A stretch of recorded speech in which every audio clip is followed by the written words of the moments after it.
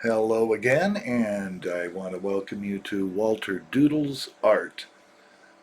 Thank you for watching this demonstration of some more ink painting. Again, I am Walter, and this is a Sumi, my style of Sumi painting. The reason I say my style is because I'm doing it on watercolor paper instead of actual Sumi paper. And I don't really have all the traditional brush strokes down, so I kind of do my own thing, but that's kind of what my art channel is about. I'm showing you some brushes here. This is a hake or hockey. I'm not sure how it's pronounced. Anyway, they're nice broad brushes. This one actually got chewed on by one of my dogs, but it's still usable. I reinforced it with some modeler's glue, and it seems to have strengthened it up some. So it's a really good one for broad strokes. Both these brushes, when you get them wet, they really bend really well, and I really like that aspect of some of the brushes that I do use. Um, but I did have problems with this. Little hairs kept falling off these brushes, and you can just see me there once in a while trying to pick the hairs off. I just wanted to do a real simple landscape. I actually attempted to do something similar to this on the bamboo paper that I had done in the last video, but I have to water down the ink for what I was doing so that I could get the sense of depth that I was really after. The further things, the clouds, things like that. I didn't want them to be just black. I wanted them kind of gray.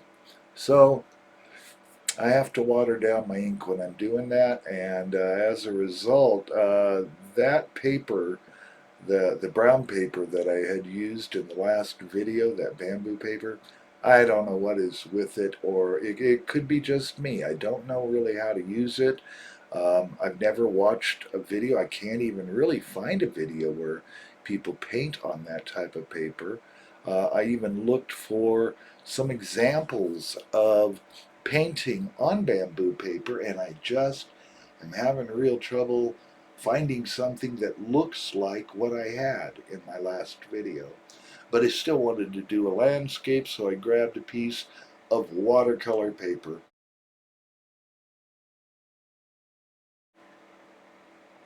And as you can see here, I'm starting to darken my ink up in this particular painting.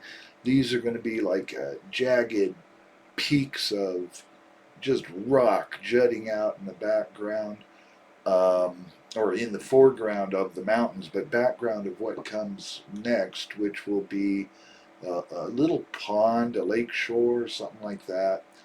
And what I am going to be ultimately painting here is there's a guy in a little fishing boat on the lake, and he's pulling himself with a one of those poles, kind of pushing his way across the water, something like that. So anyway, here I am just kind of giving it a 3D, if you will, that where it's got that depth, and that is just done by gradually making it darker as I come forward. The things in the background are not going to be as defined, although nothing in this painting is really super well defined.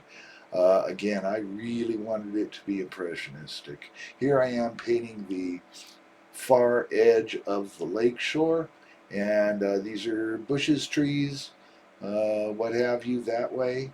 And I wanted to just kind of make it a very impressionistic look to it.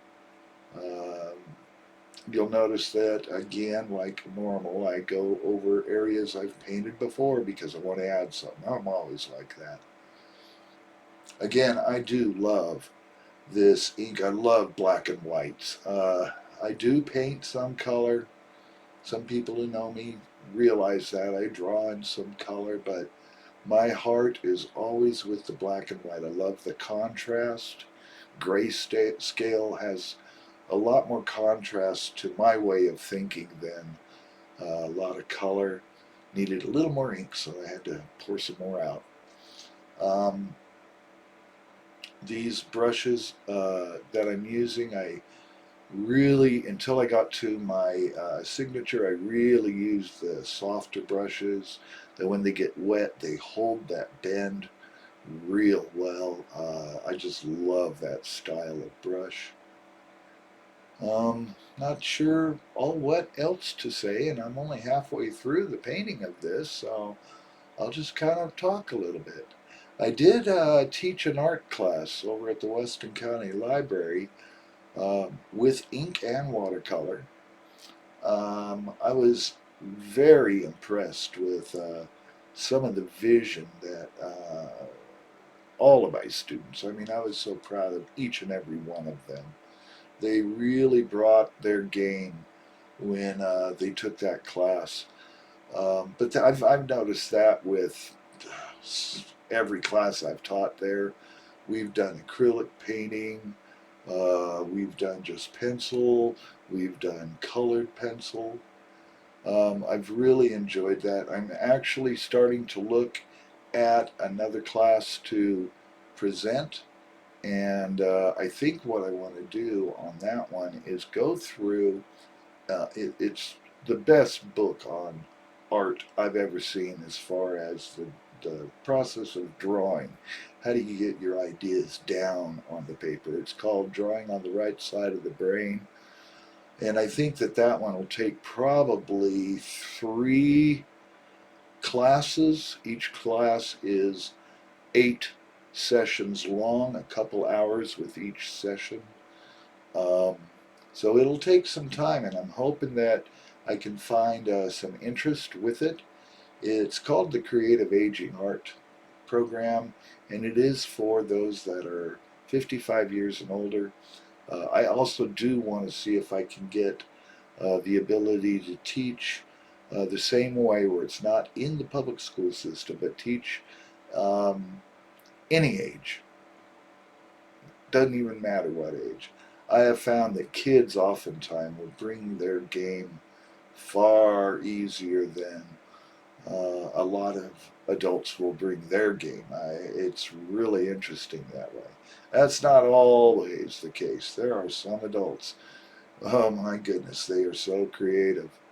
Um, I'm not going to mention names, don't want to insult or embarrass or whatever anybody by not mentioning their name or embarrass somebody by mentioning their name, but I'm really amazed at some of the people that have taken my class. They should be teaching instead of me. I think they're far better artists.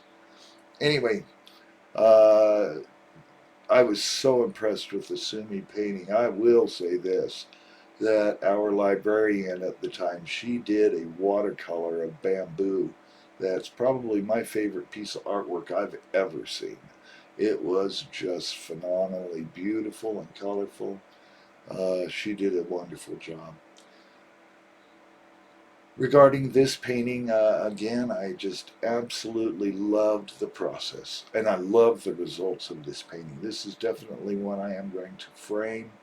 I don't frame very many of my pieces of artwork because framing's pretty darned expensive, but this one was worth it to me. Um, this one is going to be worth it also, to put the money in for the framing.